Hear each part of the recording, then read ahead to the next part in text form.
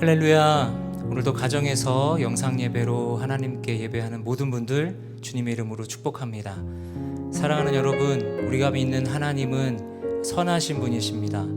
그래서 우리 하나님께서 하시는 모든 일들이 다 선한 일들인 줄 믿습니다. 우리가 생각할 때는 그것이 이해되지 않고 때로는 정말 어려운 상황처럼 우리에게 그렇게 느껴질지라도 하나님은 분명히 선하신 손길로 우리의 삶의 매 순간순간을 인도하고 계시는 줄 믿습니다. 그 하나님께서 지금까지 우리의 삶을 그렇게 인도해 오셨던 것처럼 앞으로도 계속해서 영원히 우리를 그렇게 인도하실 것입니다. 변함없으신 주님, 선하신 주님께 오늘도 전심으로 나아가 함께 찬양하며 예배하기를 소망합니다. 특별히 감사절이 있는 11월 한 달, 우리가 하나님의 은혜를 더 기억하며 더 하나님께 감사하며 하나님께 예배하는 우리 모두가 되었으면 좋겠습니다. 이 시간 오늘도 우리 예배를 받으실 주님, 선하신 주님께 우리 큰 감사와 영광의 박수 올려드리고 함께 예배 자리로 나아가겠습니다. 할렐루야.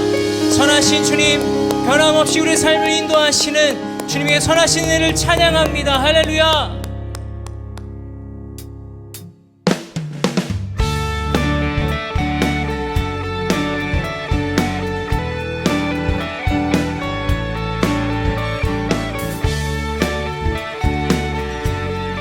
다 함께 감사의 고백을 주님께 올려드립시다.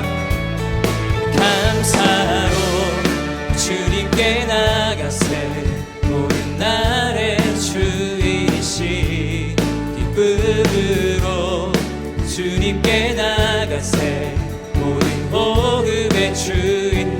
다시 한번 감사로 주님께 나가세 모든 날의 주이시 기쁨으로 주님께 나가세 모든 호흡의 주이시 주께 모든 생명에게 새 날을 주시고 선하신 그 뜻대로 채우시니 주의 다스리심 안에 영원히 있음을 알기에 오늘도 우리 함께 찬양합시다. 감사로 주님께 나가세 모든 날의 주이시 기쁨으로 주님께 나가세 모든 호흡에. 다시 한번 감사로 주님께 나가세 모든 날의 주 기쁨으로 주님께 나가세 모든 호흡의 주이시 주님께 아멘. 길을 잃은 날에 방향이 되시고 선하신 그 뜻대로 인도하시니 주의 다스리심 안에 오늘이 있음을 알기에 영원히 우리 함께 찬양합시다. 아멘.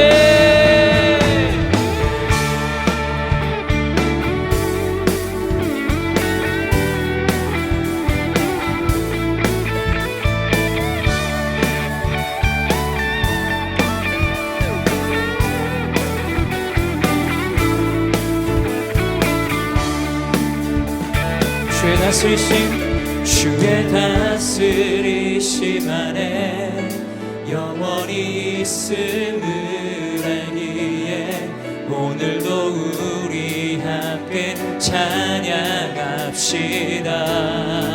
주의 다스리심 안에 오늘이 있음을 영원히 우리 함께 찬양합시다.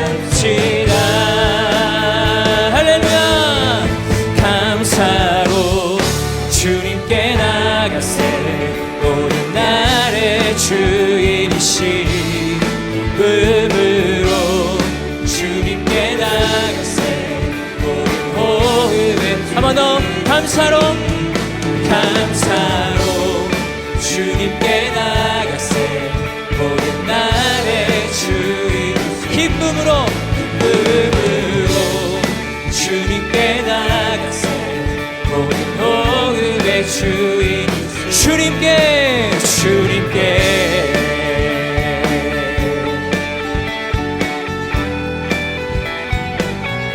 우리 주님께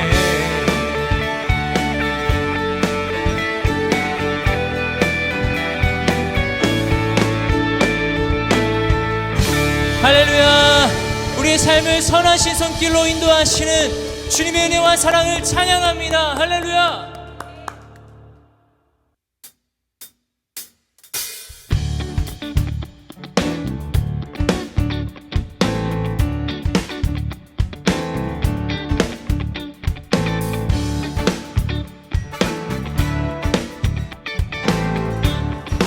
함께 고백합시다. 감사와 찬양 드리며 주 앞에 나가세 크고 광대하신 주 이름 그의 성소에서 주를 찬양해 나팔 소리로 찬양하며 비파와 수금으로 호흡이 있는 모든 자마다 온 마음 다해 주를 높이세 주의 선하심 인자하심이 주의 선하심과 인자하심이 영원하시도다 주의 선하심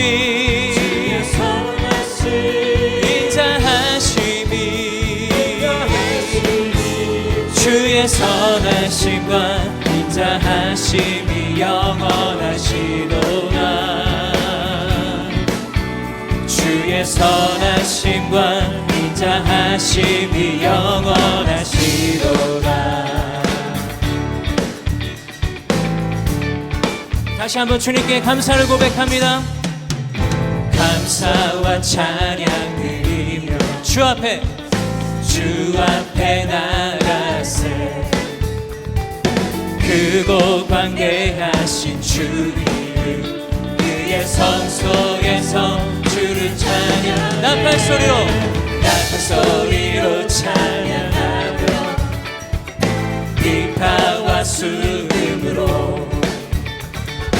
호흡이 있는 온 마음 다해 주님을 높입니다. 할렐루야. 주의 선하심 인자하심이 주의 선하심과 인자하심이 영원하시도다 주의 선하심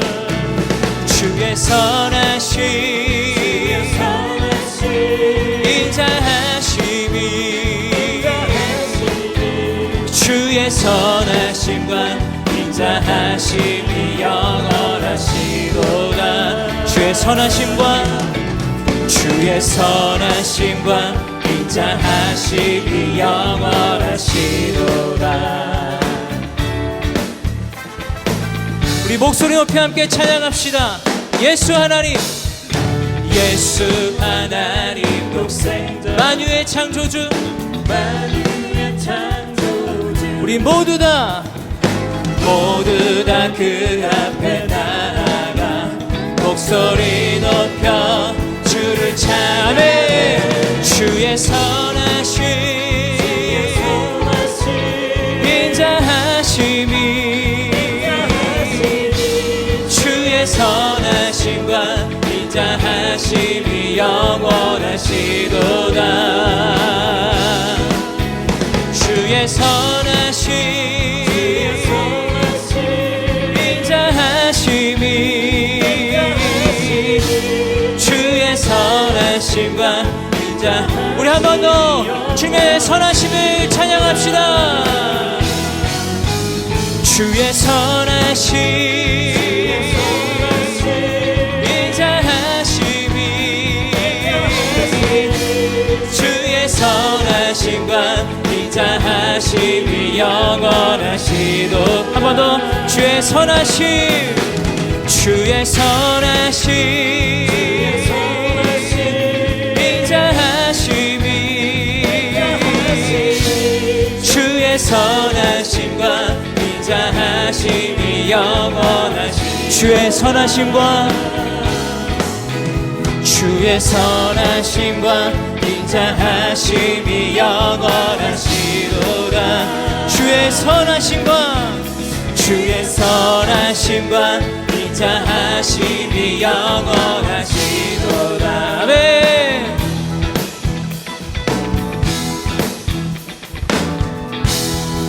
할렐루야. 영원히 변치 않는 선하신 주님, 주님의 은혜와 사랑을 찬양합니다. 주님 영광 받아 주시옵소서. 할렐루야.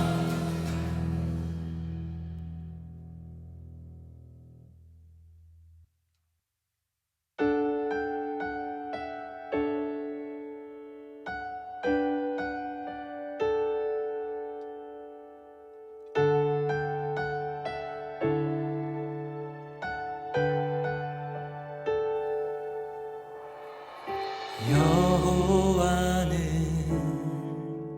내 편이시라 내가 두려워하지 않네. 주는 나의 능력이시요 나의 구원이 되셨도다. 주는 나의 하나님이시라 내가 주를 감사하리이다. 주는 나의 하나님이시라 내가 주를 높이리라.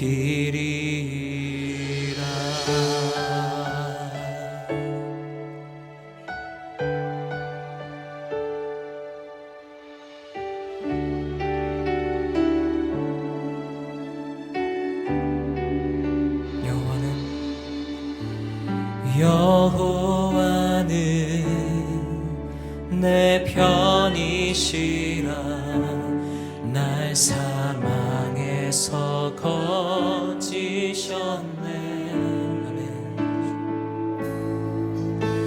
주는 나의 찬송이시요 나의 구원이 되셨도다. 주는 나의 하나님이시라 내가 주께 감사하리이다. 주는 나의 하나님이시라 내가 주를 높이리이다.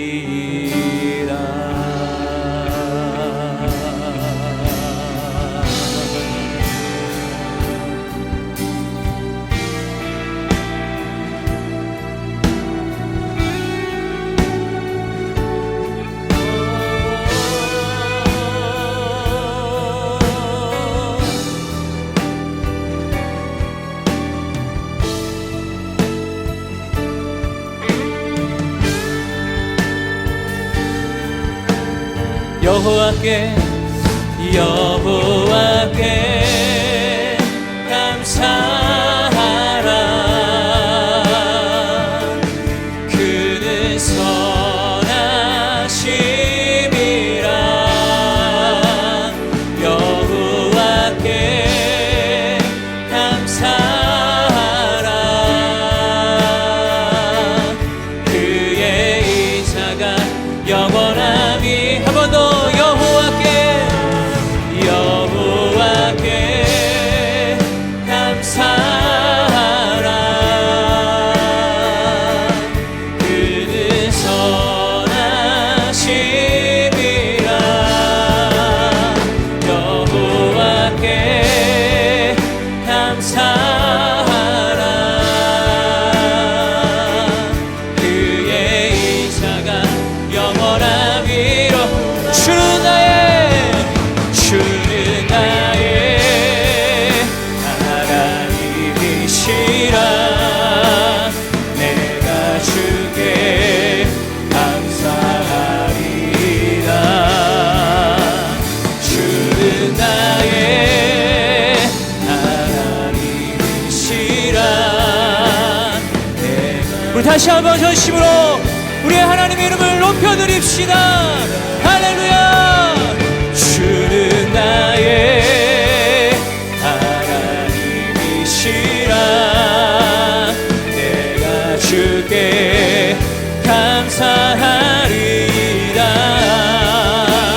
주는 나의 하나님이시라. 내가 주를 높이리라. 주는 나의 하나님이시라. 내가 주께 감사하리라. 주는 나의 하나님이시라. 내가 주를 높이리라.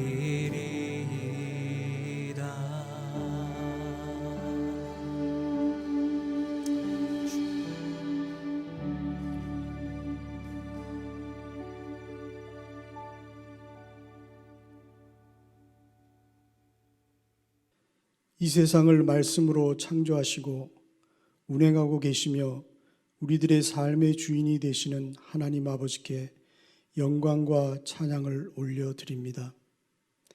영원한 사망길에 서 있던 저희들을 고귀한 피를 모두 쏟아 죄인들에게 죄 용서와 영생의 길을 열어주신 예수 그리스도를 찬양합니다.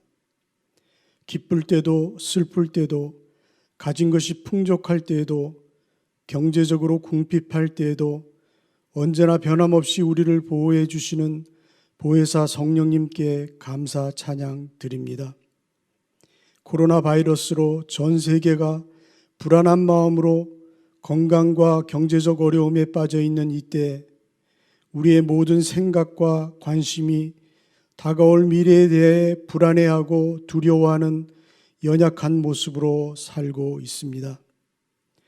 선하고 크신 하나님의 능력을 믿는 믿음을 저희들에게 더하여 주시옵소서.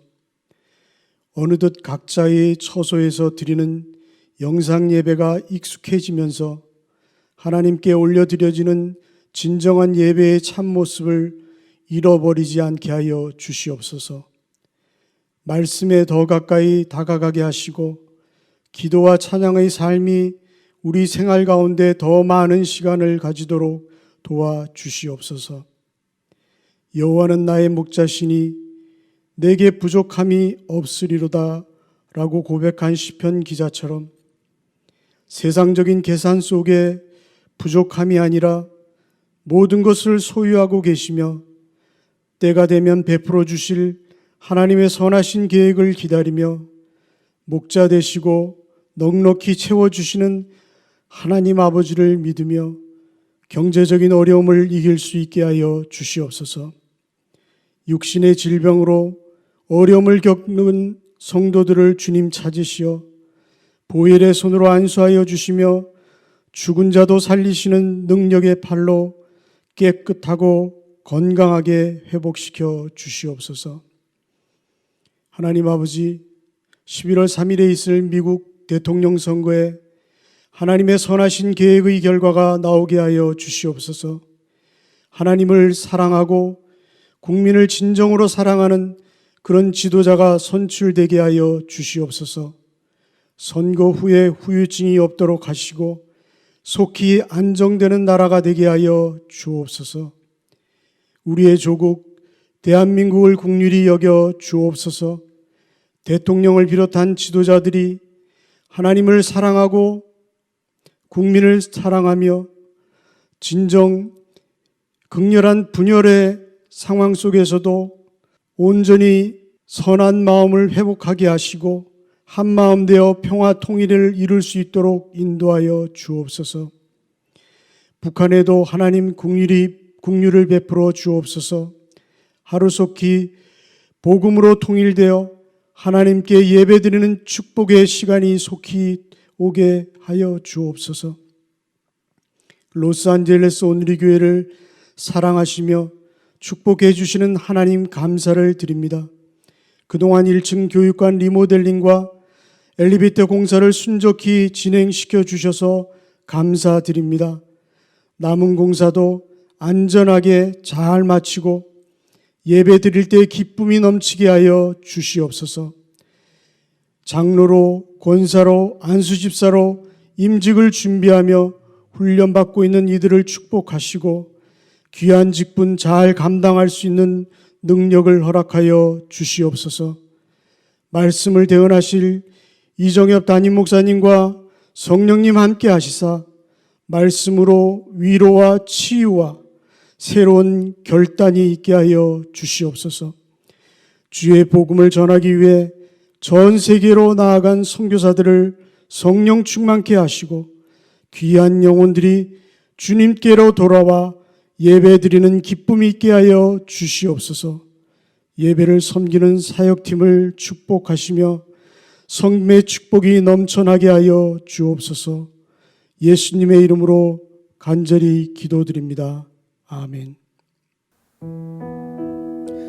할렐루야. 11월 1일 주일입니다. 오늘도 영상으로 예배하는 모든 분들 주님의 이름 환영하고 축복합니다. 사랑하는 여러분, 11월이 시작됐습니다. 오늘은 데일라이트 세이빙 타임이 해제되어 평소 같으면 1시간 더 주무시고 좋은 컨디션으로 편안하게 예배에 오셨을 듯합니다. 11월 첫날 새로운 시간 우리가 하나님을 예배합니다. 바뀌지 않은 상황이지만 새롭게 하실 하나님께 소망을 두면 좋겠습니다. 예레미야 예가를 보면 그 어려움의 상황 속에서 예레미야가 소망을 선포합니다. 여호와의 자비와 긍휼이 무궁하심으로 우리가 진멸되지 아니함이니이다. 이것이 아침마다 새로우니 주의 성실이 크도소이다. 아멘. 우리가 소망을 가질 수 있는 이유는 우리 하나님 아버지의 성실하심 때문입니다. 그 하나님을 우리가 오늘 예배합니다.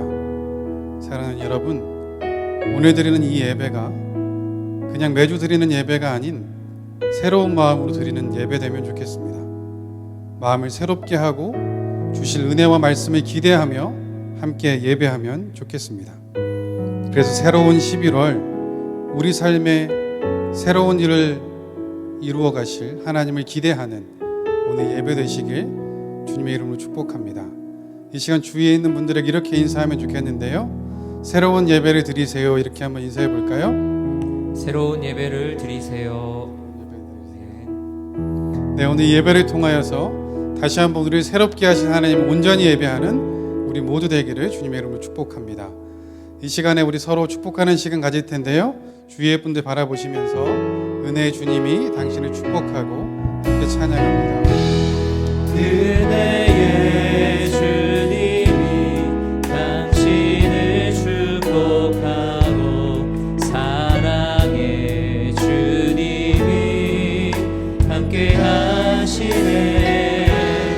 은혜의 주님이 당신을 축복하고 사랑의 주님이 함께 하시네. 아멘. 이제는 가슴에 손을 얹고 나를 축복하며 찬양합니다. 은혜의 주님이 내 삶을 축복하고 사랑의 주님이 함께 하시네. 은혜의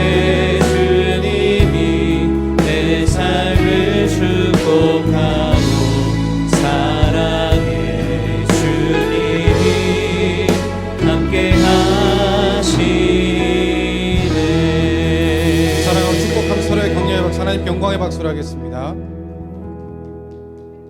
감사합니다. 교회 소식 전해드리도록 하겠습니다. 주보를 참고해 주시면 좋겠습니다. 현재 교회의 코비드-19 대응 단계는 기존과 동일합니다. 변경사항이 있으시 계속 공지해 드리도록 하겠습니다. 다음 주일에 있을 11월 비전 헌금은 CGNTV 아메리카를 위해서 드리도록 하겠습니다. 오늘 새벽 2시를 기준으로 썸머타임이 해제되어 새벽 2시가 1시가 되었습니다. 11월의 첫날 새로운 시간, 새로운 마음으로 하나님을 예배하고 새로운 한 달을 주님과 동행하시길 기도합니다. 큐티 나눔방과 새가족 교육이 계속해서 진행되고 있습니다. 여성 큐티방은 화요일, 목요일, 토요일, 주일에 있고 또 남성 큐티방은 화요일에 있습니다. 새가족 교육은 교회로 신청하시면 자세히 안내해 드리도록 하겠습니다.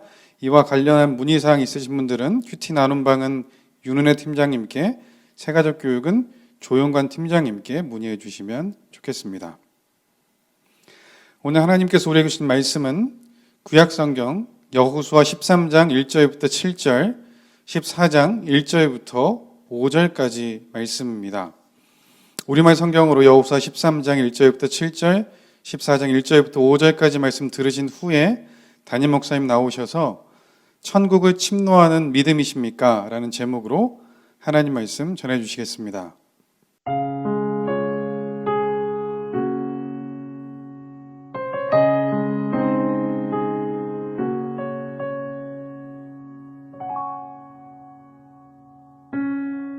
여호수아가 늙고 나이가 많아지자 여호와께서 그에게 말씀하셨습니다. 너는 늙고 나이가 많은데 아직 소유해야 할 땅이 많이 남아있구나. 아직 남아있는 땅은 블레셋 사람과 구슬 사람들의 모든 지역이다. 곧 이집트의 동쪽인 시올에서부터 북쪽으로 가나안 사람의 것으로 여겨지는 에그론까지, 그리고 가사, 아스돗, 아스글론, 갓, 에글론의 5명의 블레셋 왕의 땅, 아이 사람의 땅, 남쪽으로 가나안 사람의 모든 땅, 시돈 사람의 모아라에서부터 아모리 사람의 경계인 아벡까지, 그발 사람의 땅, 동쪽의 레바논 전체, 곧 헤르몬 산 아래 바알갓에서부터 하맛의 입구까지다. 레바논에서 미스루본 마인까지 산지에 사는 모든 사람, 심지어 모든 시돈 사람까지 내가 친히 이스라엘 백성 앞에서 쫓아낼 것이다. 너는 내가 내게 명령한 대로 이 땅을 이스라엘에게 유산으로 분배하되 9지파와 므낫세 반 지파에게 유산으로 나눠 주어라. 이스라엘 사람들이 가나안 땅에서 유산으로 받은 지역은 이러합니다. 제사장 엘리아살과 눈의 아들 여호수아, 이스라엘의 지파 족장들이 그들에게 분배한 것입니다. 그들의 유산은 여호와께서 모세에게 명령하신 대로 제비를 뽑아 나머지 9지파와 므낫세 반 지파에게 분배됐습니다. 모세는 2지파와 반 지파에게 요단강 동쪽을 그들의 유산으로 주었지만 레위 사람들에게는 그들 가운데 유산을 주지 않았습니다. 요셉의 자손들이 2지파 곧 므낫세와 에브라임으로 나누었기 때문에 레위 사람들은 받을 목이 없었고 다만 거주할 성과 가축 곧 그들의 재산인 가축을 위한 초지만 받았습니다. 이스라엘 사람들은 여호와께서 모세에게 명령하신 대로 행해 땅을 나누었습니다.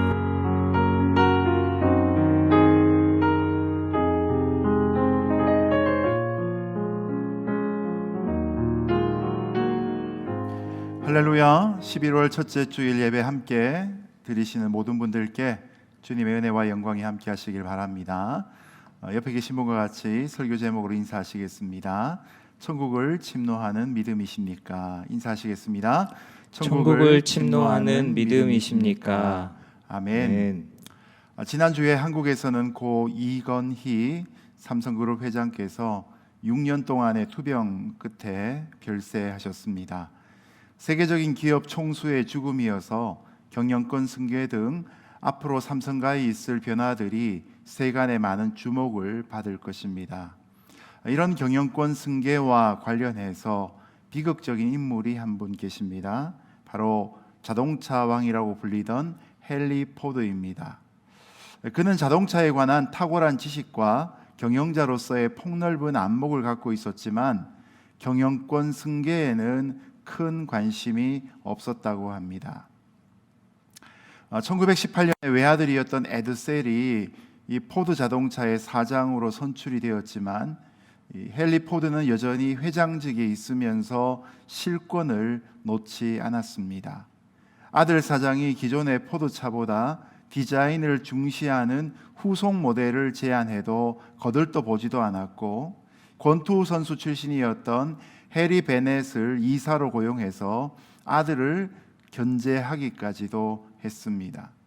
급기야 1943년에 에드셀이 요절하게 되고 81세였던 헨리 포드가 다시 경영전선에 복귀를 합니다.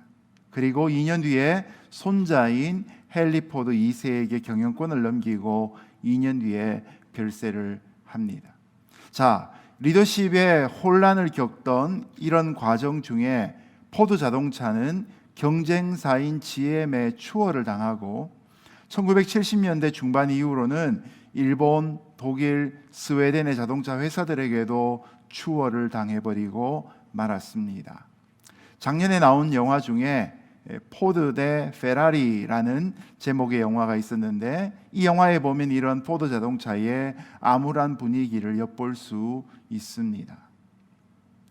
리더의 가장 큰 실수는 자기가 없으면 그 조직이 무너질 정도로 자신에게 의존적인 조직을 만드는 일입니다.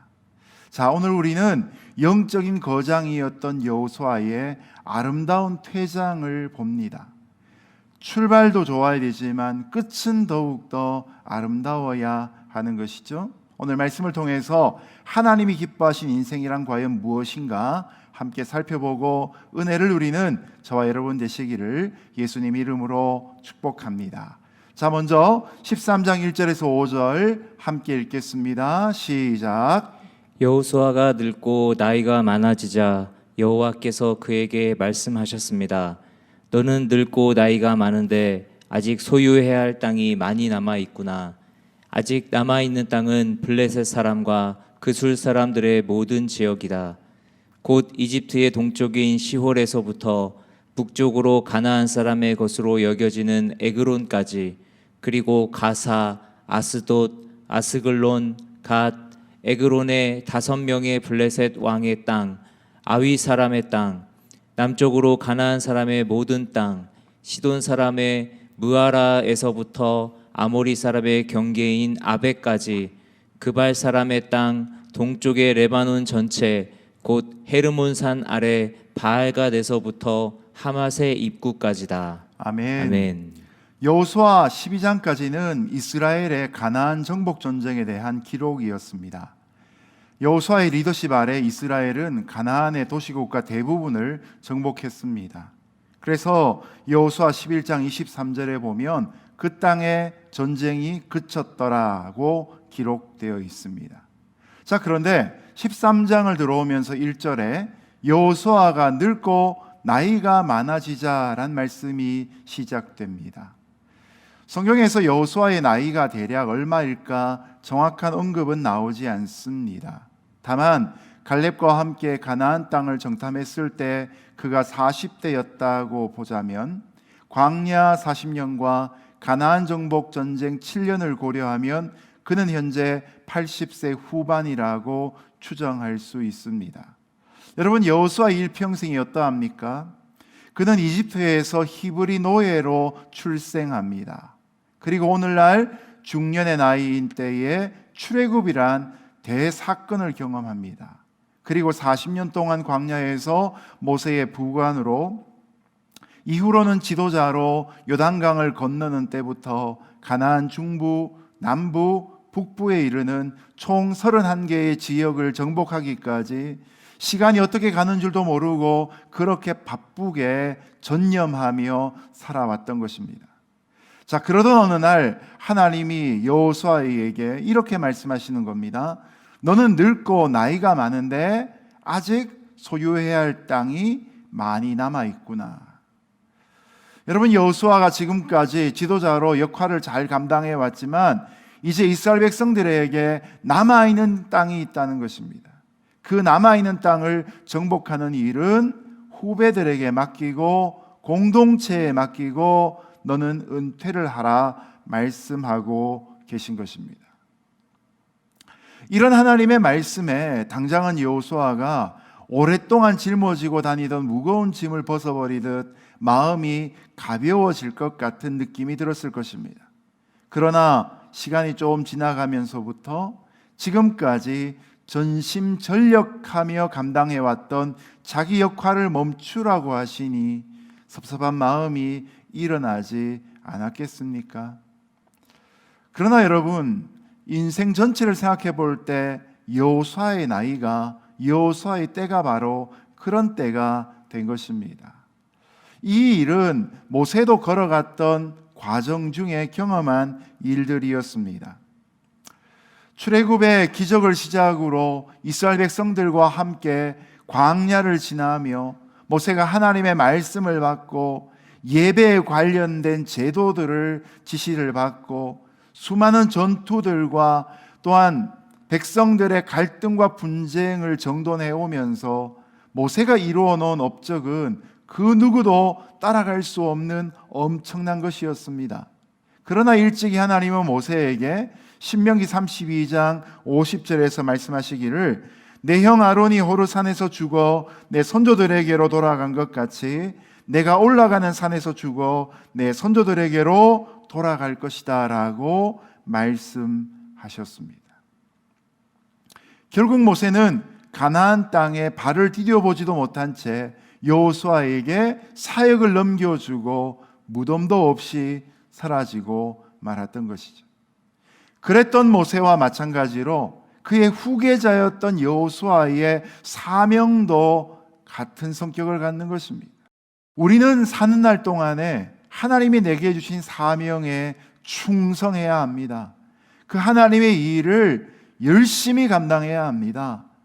그러나 내가 모든 것을 다 해야 한다라는 강박증을 가져서는 곤란합니다. 열심히 일을 하다가도 주님이 말씀하실 때가 되면 조용히 손을 놓을 수 있어야 합니다. 은퇴라는 것이 여러분 결코 아무것도 안 하는 것이 아닙니다. 나의 은퇴를 통해서 공동체가 더 많은 일을 할 수 있도록 하는 것이 건강한 은퇴가 되는 것이죠.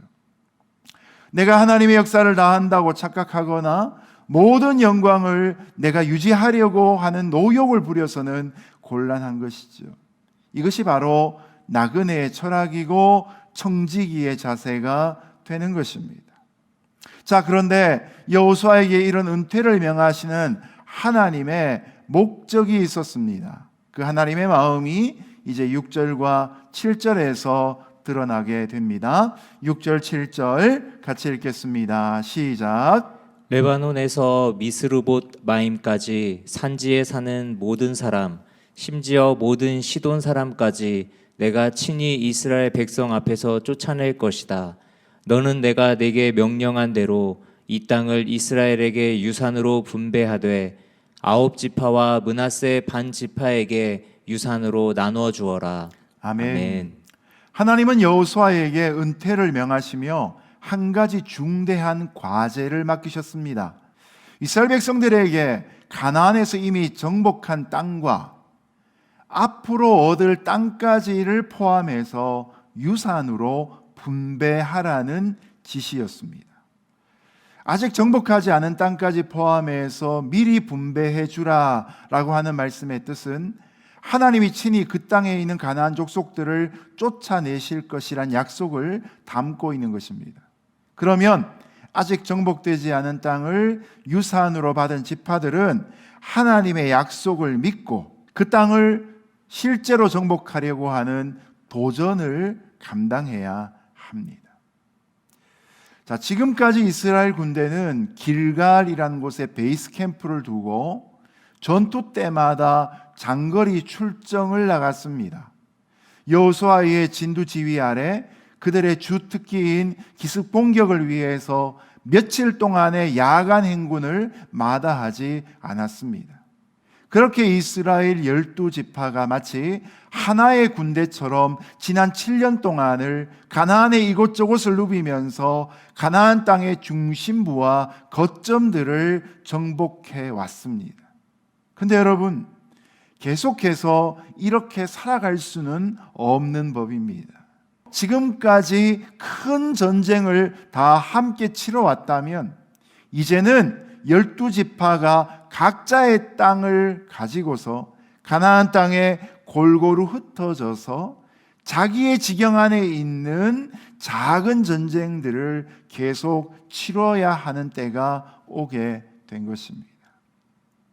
이런 맥락에서 우리는 이 본문 안에서 크게 세 가지의 중요한 교훈을 배울 수 있습니다. 첫 번째는 개척 정신을 우리는 배울 수 있습니다. 7절 말씀에 보면 유산으로 나눠 주어라 라는 말씀이 나옵니다. 이것은 남은 땅을 각 지파가 하나님의 약속을 믿고 도전하라는 명령입니다. 오늘 설교의 제목처럼 천국은 침노하는 자의 것이기 때문에 그렇습니다. 마태복음 11장 12절이 이렇게 말씀하시죠. 세례자 요한 때부터 지금까지 하늘나라는 침략당하고 있으니 침략하는 자들이 차지하게 될 것이다. 미답지라는 단어가 있습니다.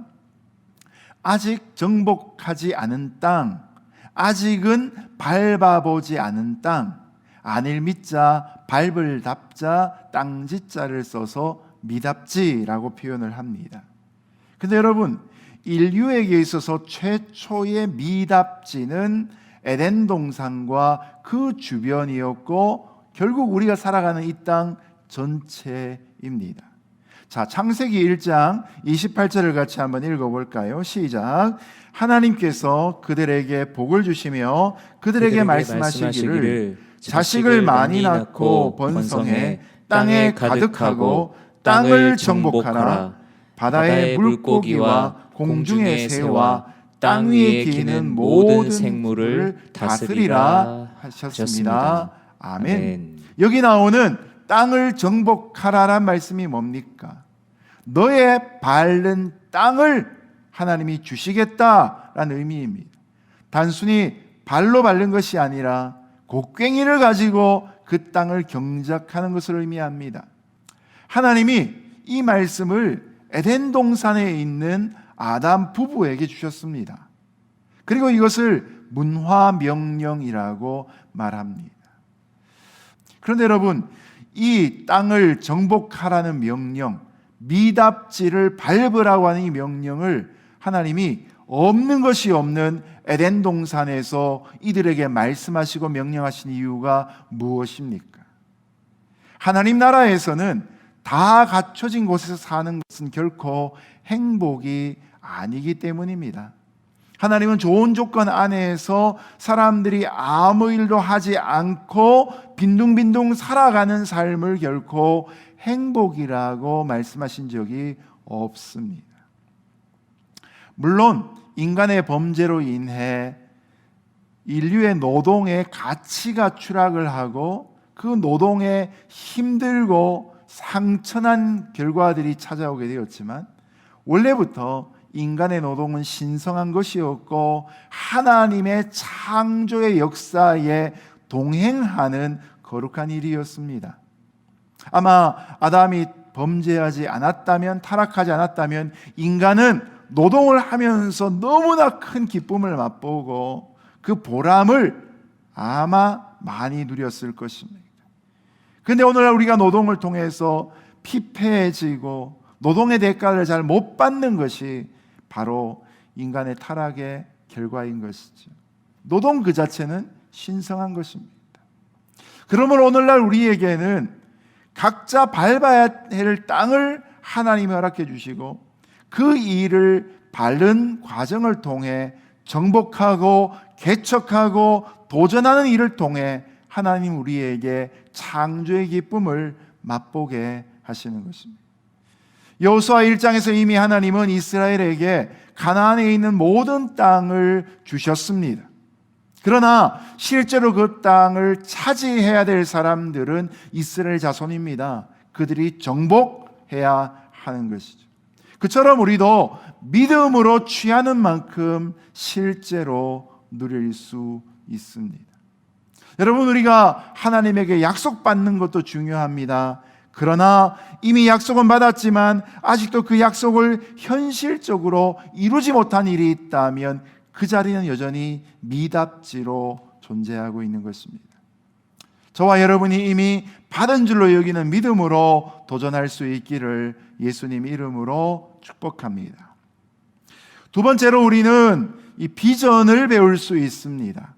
가나안 땅에 대한 약속은 사실 아브라함 때부터 시작이 되어서 이삭과 야곱을 거쳐 12지파의 조상들이 준비되었습니다. 그리고 요셉을 미리 이집트에 보내셔서 이스라엘 곧 야곱의 가정에 70인이 이주를 해가게 되고 400년 넘는 시간 동안에 200만 명이 넘는 사람들로 번성하게 만드십니다. 셀 수 없는 큰 무리가 되게 하신 것이죠.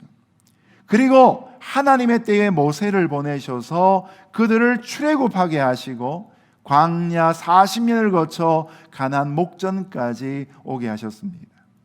이제 여호수아가 그 바통을 모세로부터 받아서 이스라엘 백성들을 이끌고 요단강을 마른 땅으로 건넜고 그리고 가나안 땅의 대부분을 정복했습니다. 자, 그러면 아브라함에게 주어진 가나안 땅의 비전이 여호수아 때에 완성이 될 것인가? 그러나 여러분, 가나안 땅의 정복은 여호수아 때에 완수될 수 없고 오고 오는 세대를 통해서 계속 되어져야 될 일들인 것입니다. 오늘날 교회가 갖고 있는 사명도 마찬가지입니다. 주님 오실 그날까지 우리의 예배는 멈춰서는 안 되고 우리의 전도와 사역과 구제 또한 멈춰서는 안 되는 것입니다. 여기에 과업의 한계성과 연속성이라는 두 가지의 개념이 같이 등장합니다. 제가 훈련받은 제 모교회인 대구동신교회 대학부에서는 캠퍼스 복음화, 성서한국, 세계선교라는 3대 비전이 있었습니다. 제가 다닌 대학교가 이 대구 북구 복현동에 있었고 전교생이 2만 명이었기 때문에 흔히 2만 복현하구 이렇게 이름을 불렀습니다. 그래서 캠퍼스 복음화를 위해서 기도할 때마다 저희는 2만 복현하구를 그리스도에게로라는 이런 제목으로 기도했습니다. 이 기도를 하던 어느 날 갑자기 저에게 깊은 회의가 찾아왔습니다. 우리 교회 중에서 같은 경북대학교를 다니고 개척자란 이름의 모임을 갖고 있는 사람들이 기껏해야 20-30명밖에 안 되는데 여기에 IBF, CCC, 내비게이터, 캠 이런 다른 기독교 서클까지 다 합해봐도 그 200-300명도 채 되지 않는데 어떻게 2만 명에 되는 전 학우들을 다 전도해서 예수님의 제자로 삼을 수 있는가? 이건 말도 안 되는 일이다. 그런 불편한 마음을 가지고 어느 날 나를 잡고 선배에게 따져 물었습니다. 이 기도 제목 현실적이지 않잖냐고. 현실적으로 이루어질 수 없는 기도 제목을 왜 우리가 기도해야 되냐고. 이 기도 제목 빼야 된다고. 그랬더니 그때 선배가 이런 말을 했습니다. 우리 당대의 그 비전이 다 성취되지 못한다 할지라도 우리 각자가 자신에게 주어진 4년의 대학 생활을 마칠 때까지 그 비전을 함께 품을 수 있는 또 다른 한 사람을 키워놓고 그 사람을 남겨놓고 이 캠퍼스를 떠날 수 있다면 그 비전은 계속해서 흘러가다가 어느 날 성취되는 날이 오게 될 것이다. 제가 그 이야기를 듣는 순간에 뒤통수를 한 대 얻어맞는 느낌을 받았습니다. 여러분, 하나님의 역사는 하나님이 시작하시고 하나님이 이루어 가시는 것입니다. 우리의 역할은 하나님의 비전이 계속해서 흘러갈 수 있도록 마치 계주를 할 때에 먼저 뛴 자가 바통을 놓치지 않고 다음 주자에게 잘 전달하듯이 그런 역할을 감당하는 것입니다. 우리 오늘의 교회가 갖고 있는 비전이 무엇입니까? 사도행전 29장을 쓰고자 하는 비전입니다. 더 나아가 예수 바보 행전, 예수님을 바로 보여주는 사람들로 살아가는 비전입니다. 이 비전에 대한 꿈이 성도 개개인에게 타오를 수 있기를 예수님 이름으로 축복합니다. 내가 이 LA에 있는 모든 사람에게 다 전도할 수 없다 할지라도 내게 옆에 있는 한 사람 한 사람을 섬기고 이 비전의 작은 불씨가 옮겨져 갈 수 있도록 하는 것, 이것이 바로 우리에게 허락하신 땅을 분배받아야 될 이유가 되는 것입니다. 세 번째로 우리 거룩한 나그네의 인생 철학을 또한 배울 수 있습니다. 우리의 삶은 나그네 인생입니다. 믿음으로 사는 성도는 거룩한 나그네 인생 철학으로 살아가야 합니다. 믿음의 조상이었던 아브라함은 대표적으로 약속을 따라 순종하며 평생을 거룩한 나그네 인생 철학으로 살았던 인물입니다. 창세기 12장에서 내가 밟는 모든 땅을 내게 주겠다고 하신 하나님의 약속을 믿은 그가 평생을 살고 남긴 소유는 아내 사레를 장사 지냈던 막벨라 굴이 전부였습니다. 믿음의 조상이었던 그가 별세할 때에 이 땅에서 사실 점만 찍고 간 것과 같은 것이죠. 사는 날 동안에 하나님이 내게 맡기신 일에 충성을 다하다가 때가 되면 모든 것을 나눠주고 떠나는 삶이 바로 거룩한 나그네 인생이고 청지기의 삶인 것이죠. 이걸 나눠주지 않고 끝까지 부여잡고 살겠다고 작정을 하면 설교 서두에 말씀드린 헨리 포드의 가문처럼 되어버릴 가능성이 많습니다. 그러나 여러분, 믿음을 가진 사람들이 살아야 될 삶의 공통적인 모습은 무엇입니까? 믿음의 조상들이 살아왔던 히브리서 11장 10절의 말씀이 그것을 우리에게 잘 가르쳐 줍니다. 히브리서 11장 10절 같이 읽어보겠습니다. 시작. 이는 하나님이 경영하시고 지으실 터가 있는 성을 바랐음이니라. 아멘. 우리가 이 땅에서 얻는 모든 것은 언젠가 내 손을 떠나가게 됩니다. 그러므로 우리는 이 땅의 모든 소유에 대한 집착을 버려야 합니다. 청직이란 말이 갖고 있는 의미가 무엇입니까? 주인은 하나님이시고 나는 하나님의 종이라는 것이죠. 주인의 기쁨을 위해 내가 오늘 일하고 있다는 것입니다.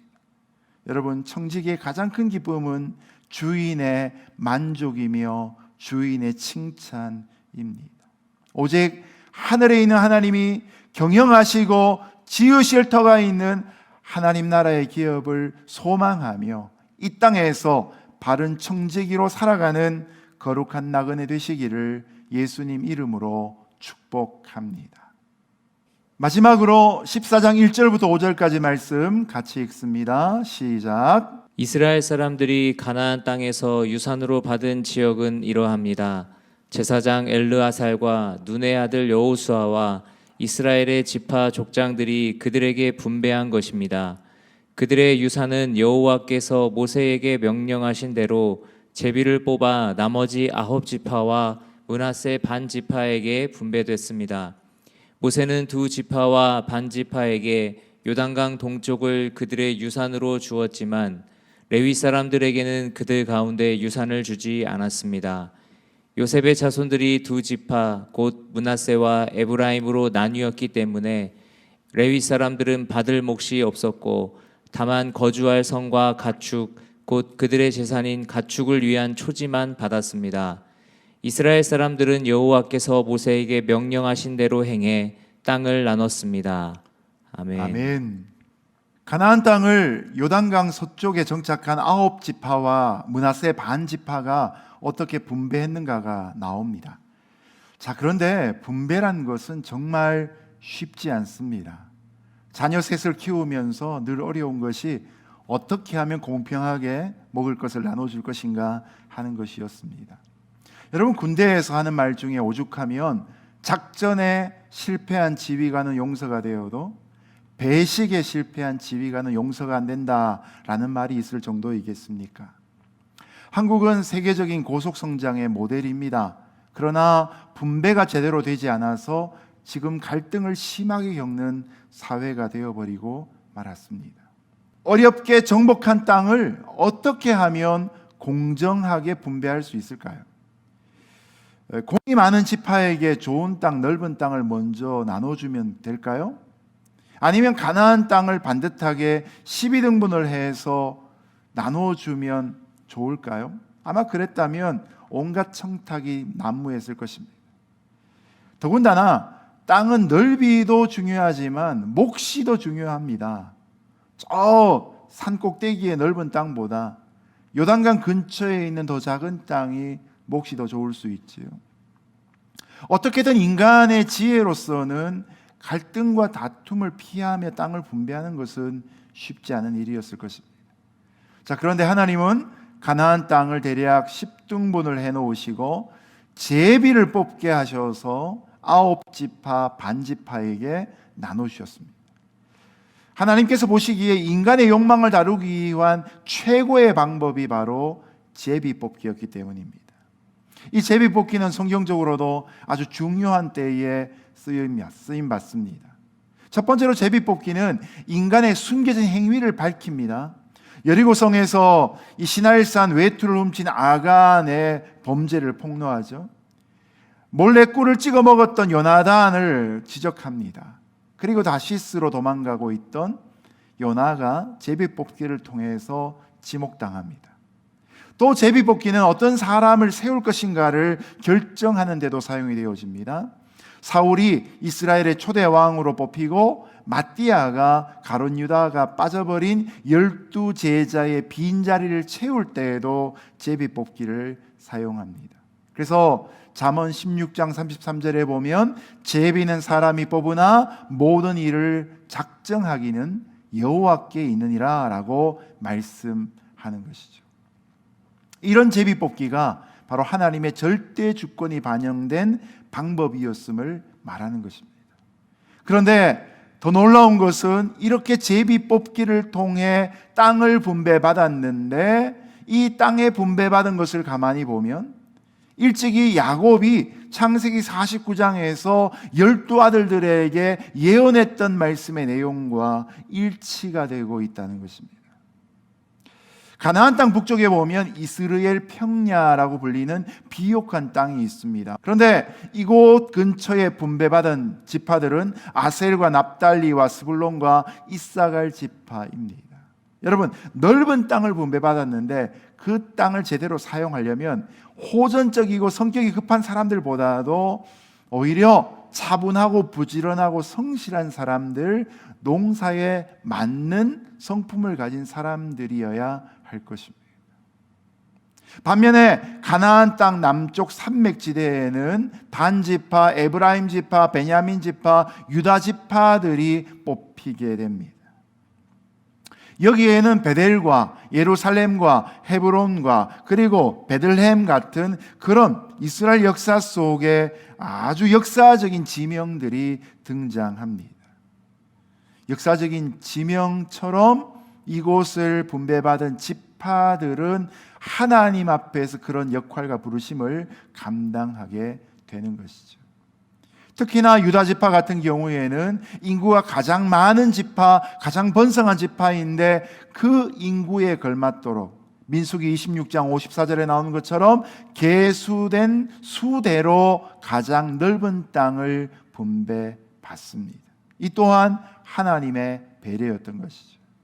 그런데 더 재미있는 것은 이 가장 넓은 유다 지파의 땅에 보면 가장 연약한 지파인 스불론 지파의 땅이 겹칩니다.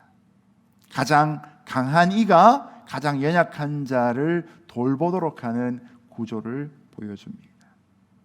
그리고 마지막으로 하나님을 섬기는 일에 특화되고 온전히 받침받아진 레위 지파는 이 12지파 땅 분배에서 빠지고 대신 그들은 가나안 전체 48개 성에 골고루 퍼져 살아가는데 죽어지는 배정받지만 경작지는 배정받지 않습니다.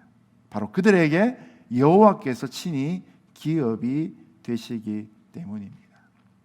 오늘날 우리가 갖고 살아가는 재물이나 지식이나 재능이나 환경 등도 마찬가지의 원리로 우리에게 주어진 것입니다.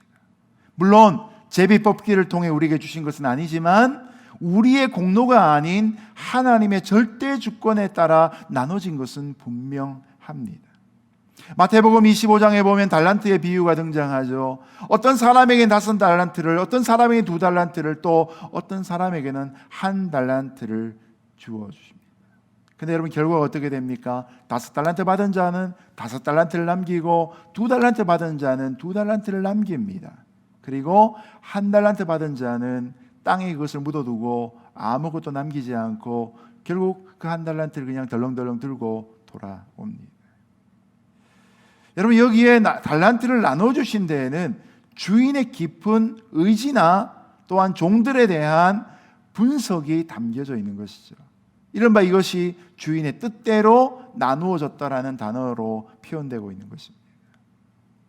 1달란트를 받아서 땅에 묻어둔 나중에 게으르고 악한 종이라고 책망을 들었던 그가 갖고 있었던 잘못된 오해와 편견이 있었죠.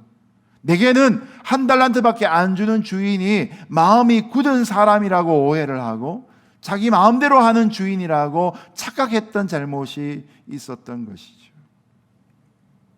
하나님은 우리가 하나님께 받은 만큼 구하시는 분이십니다. 그러므로 우리가 다른 사람과 나를 비교하기보다도 이미 내게 주어진 것을 어떻게 경영하여서 하나님 앞에 영광 올려드리며 열매로 남길 것인가가 우리의 관심이 되어야 하는 것이죠. 일찍이 다윗은 이 사실을 잘 알고 있었습니다.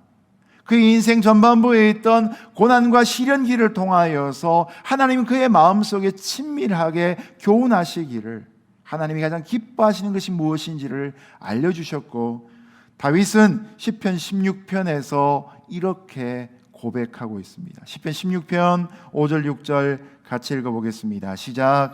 여호와는 나의 산업과 나의 잔의 소득이시니 나의 분깃을 지키시나이다. 내게 줄로 재어준 구역은 아름다운 곳에 있으며 나의 기업이 실로 아름답도다. 아멘. 우리가 다른 사람의 것을 부러워하고 시기하고 질투할 필요가 없습니다. 누구보다 좀 더 많은 것을 가졌다고 우월감을 가지거나 누구보다 좀 더 능력이 부족하다고 열등감을 가져서도 곤란합니다. 다윗은 한 나라의 왕이었을 때뿐만 아니라 목동이었을 때도 그 마음에 충족한 기쁨이 있었습니다. 아무것도 갖지 못할 때 오히려 다윗의 영성은 빛났던 것을 우리는 보게 되는 것이죠. 하나님의 은혜라면 더 많은 능력과 더 많은 재정을, 더 많은 영향력을 가질 수 있는 성도가 되시기를 예수님 이름으로 축복합니다. 그러나 남이 갖고 있는 것을 내가 갖고 있지 못하다고 해서 그것으로 비관하는 우울한 성도는 되지 않기를 또한 예수님의 이름으로 축복합니다. 우리에게 중요한 것은 소유가 아니라 우리의 존재이기 때문입니다. 우리의 존재로 하나님을 예배하고 우리의 존재로 하나님을 섬길 수 있는 아름다운 인생 될 수 있기를 예수님 이름으로 축복합니다. 이제 말씀을 맺겠습니다. 오늘 말씀드린 이 은퇴에 관한 주제가 나이가 젊은 나한테는 무슨 상관이 있을까라고 혹 생각하실지도 모르겠습니다. 근데 여러분, 은퇴할 나이가 되어 준비하는 것이 아닙니다. 은퇴는 40대부터 준비해야 하는 것입니다. 자, 제가 설교를 마무리하면서 한 가지 정보를 여러분과 나누고 싶은데요. 항공기 사고가 있죠. 그런데 이런 항공기 사고가 일어나는 데이터를 조사한 결과를 보면 그 사고 전체의 61.2%가 착륙하는 순간에 이루어진다 그럽니다. 그리고 착륙 준비를 하기 위해서 고도를 낮추기 시작하는 그때부터 일어나는 것이 한 19.4%라고 합니다. 이 두 가지를 합하면 80.6%가 비행기가 내려가기 시작할 때부터 일어나는 사고의 퍼센테이지입니다. 산을 올라갈 때와 내려올 때도 똑같습니다. 여러분, 산을 올라갈 때는 힘들지만 그리 사고가 많이 나지 않습니다. 그러나 정상을 정복하고 내려올 때에는 그 기분에 도취되어서 때로는 미끄러지기도 하고 낙상 사고가 많이 일어나기도 하는 것이죠. 바라기는 저와 여러분이 하나님이 맡겨주신 때에 일할 때에는 후회할 것이 없을 정도로 열심히 일할 수 있기를 바랍니다. 그리고 하나님이 내게 맡겨주신 만큼 감당했다면 또 그것으로 자족하고 그 열매로 인해서 하나님 앞에 영광 올려드릴 수 있는 아름다운 인생 될 수 있기를 예수님 이름으로 축복합니다. 시작할 때부터 내려올 때를 준비하는 인생이 가장 지혜로운 인생이라는 사실을 기억하시고 이 11월 한 달도 또 2020년 한 해 마무리가 되는 이 두 달도 주님의 은혜 가운데 승리하고 좋은 마무리 될 수 있기를 예수님 이름으로 축복합니다. 함께 기도하겠습니다. 하나님 아버지, 우리를 높이시는 분도 하나님이시고 낮추시는 분도 하나님이신 줄로 믿습니다. 사역 가운데, 삶 가운데 올라갈 때가 있는가 하면 내려올 때가 있고 손으로 붙잡을 때가 있는가 하면 놓아야 될 때도 있는 줄로 깨닫습니다. 주님, 하나님의 때에 놓아야 될 때 놓지 못하고 붙잡는 어리석음이 없게 도와주시고 우리의 마음이 늘 겸손하고 낮아져서 모든 것을 품을 수 있는 귀한 마음, 넉넉한 마음 되게 하여 주옵소서. 오늘도 여호수아의 아름다운 마무리를 바라보며 한 해의 마무리도 주님 안에 잘 감당할 수 있는 로스앤젤레스 온누리교회 성도 되기를 소원하오며 예수님 이름으로 기도드렸습니다. 아멘.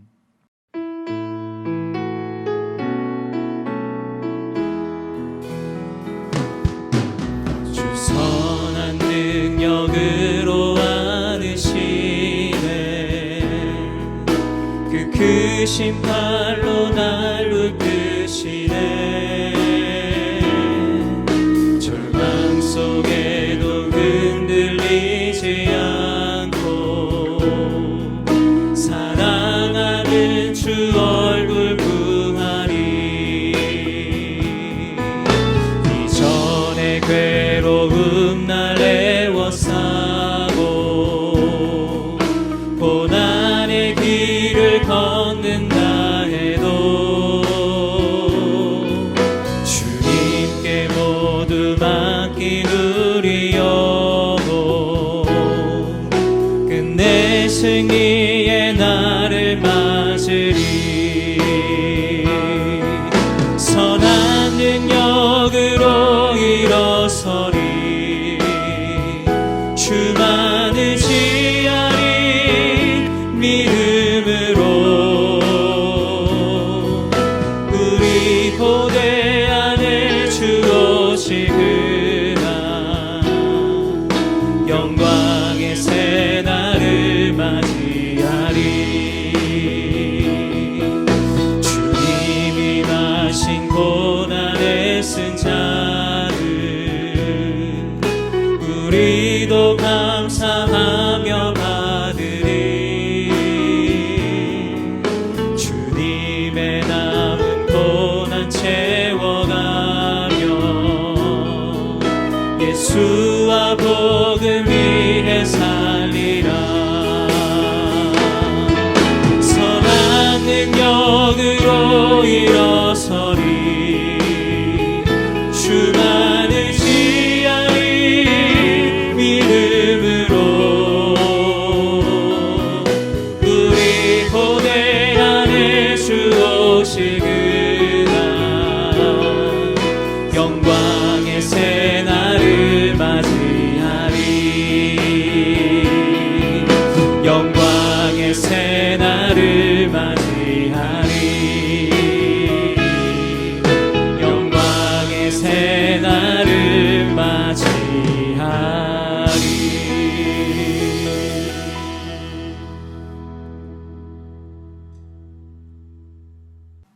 하나님 아버지, 말씀 가운데 교훈하신 대로 우리 인생이 아름다운 마무리를 준비하는 생애 될 수 있도록 도와주시고 우리 속에 큰 꿈을 품되 그 비전 가운데 열정을 다하되 하나님의 도전 정신으로 하나님 나라를 넓혀가되 끝까지 겸손한 마음을 가질 수 있는 하나님의 백성 되게 하여 주옵소서.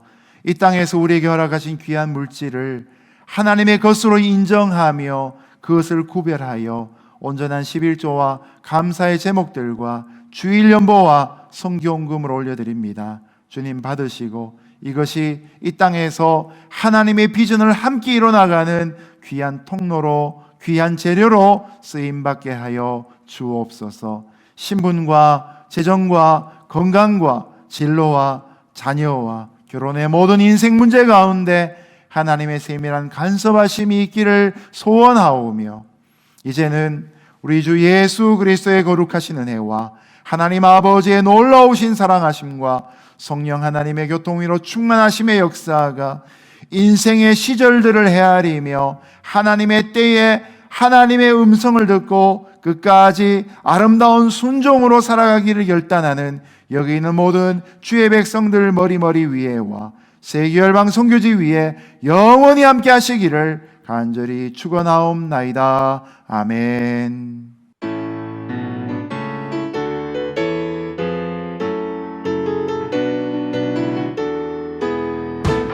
우리 함께 고백합니다.